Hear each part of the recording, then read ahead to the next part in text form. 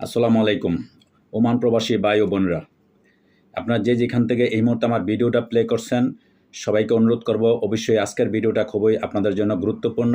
আপনারা অবশ্যই আমার ভিডিওটা শেয়ার করে দিবেন। আপনার আশেপাশের সবাই বন্ধু-বান্ধব যাতে সবার কাছে যেয়ে পৌঁছে যায় অবশ্যই চেষ্টা করবেন। খুব গুরুত্বপূর্ণ বাংলাদেশের যে মাস্কাট অবস্থিত যে দূতাবাস আছে, দূতাবাস থেকে একটা নতুন একটা বিজ্ঞপ্তি জারি করা হয়েছে। সেই বিজ্ঞপ্তিটা ওমান প্রবাসীদের জন্য।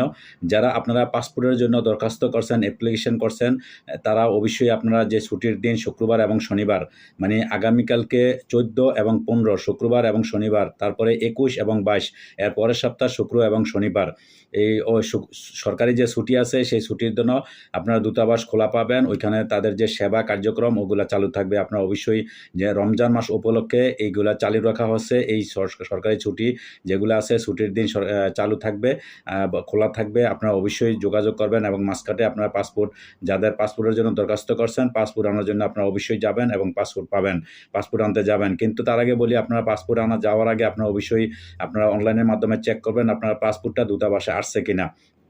যাদের পাসপোর্ট আসছে, যারা অনলাইনে চার্জ করে আপনার পাসপোর্টটা দেখবেন যে দূতাবাসে আসছে বা আপনার পাসপোর্ট অনলাইনে দেখা যায়, তখন আপনার ওইখানে যাবেন, এমবেসিতে যেয়ে আপনার পাসপোর্টটা নিয়ে আসবেন।